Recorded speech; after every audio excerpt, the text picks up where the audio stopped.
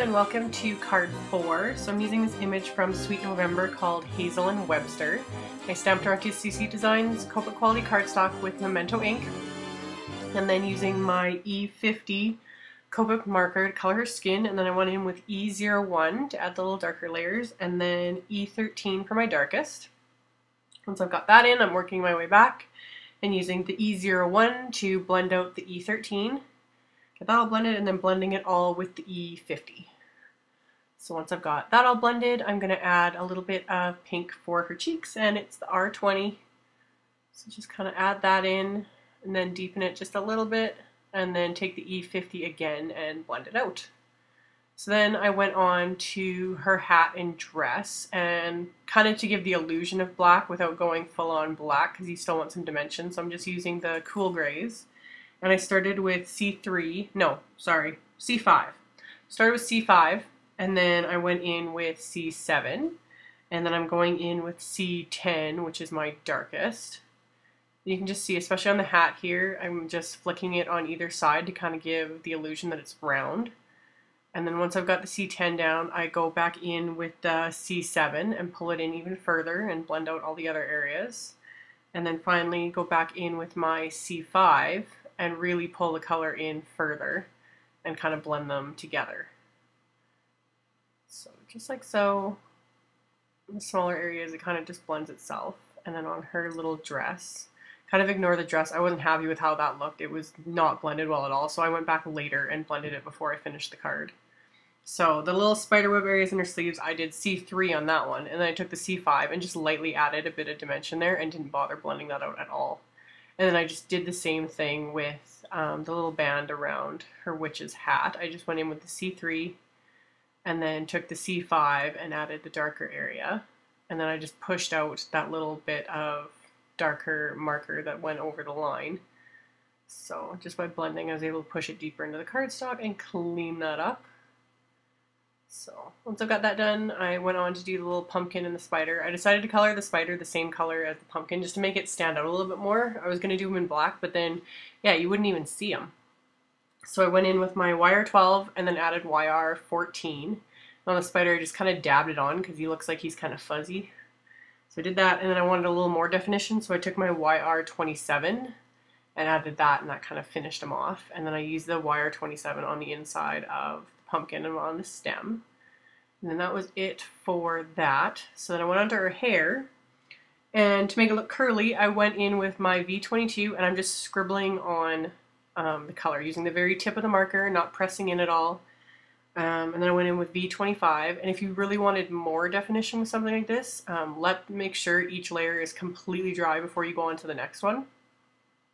So finally I went in with V28, which was my darkest, and yeah, just added little scribbles and gave her curly hair. So once I've got that, I wanted to clean up a bit around the image. You can see little areas where I went outside the line. So I just took my colorless blender and just pressed the ink deeper into the cardstock. And then finally I wanted to add even more definition to her hair, so I used my lavender Copic Spica pen and scribbled that onto her hair, so it just added yet another layer of dimension to it, plus it's a little bit sparkly, so that's fun.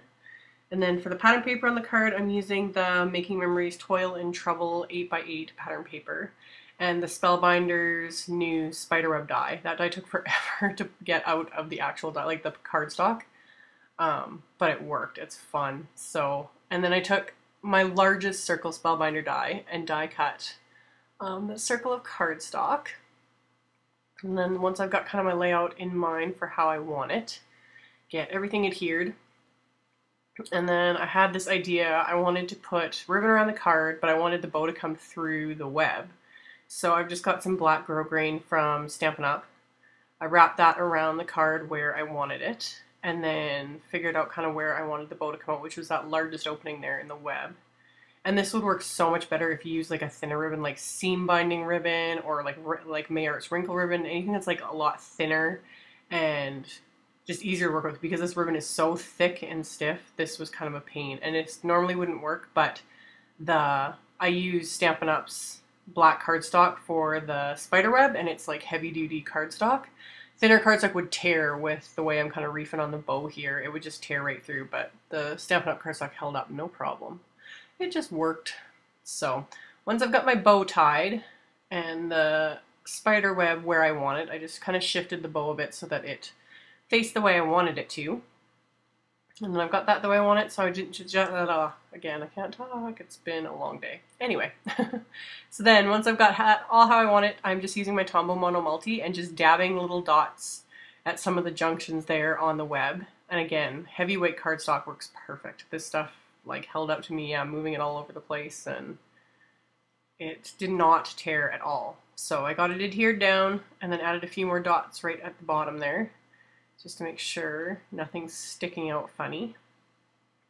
So yeah, that is that for the card front. And then for the sentiment, I'm using sentiments from my Spooky Sentiment set and inking it up with VersaFine Onyx Black ink and then just stamping it onto a scrap of purple cardstock.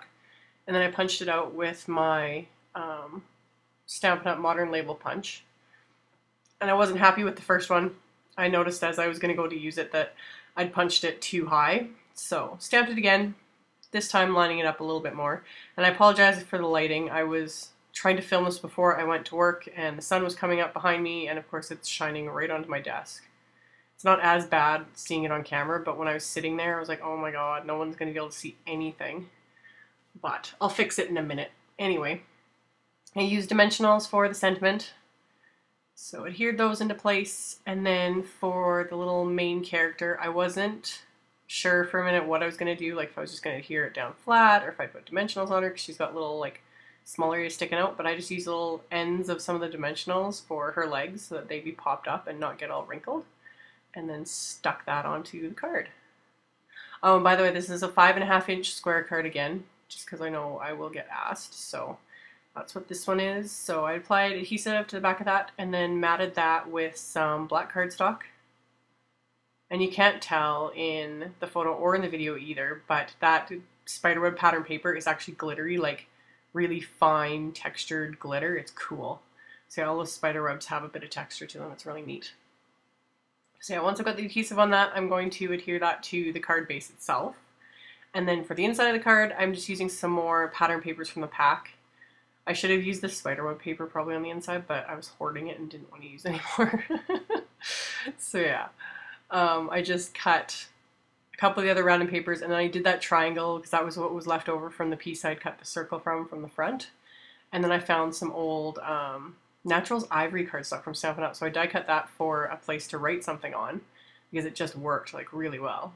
So put that there, and then the sentiment again was from my Spooky Sentiment set. Stamped that and adhered it, and then that's going to go on the inside of the card. So that is it for the card today. As always, there will be a link below with a link to all the supplies used, and I will see you guys in the next video. Thank you so much for watching. Bye!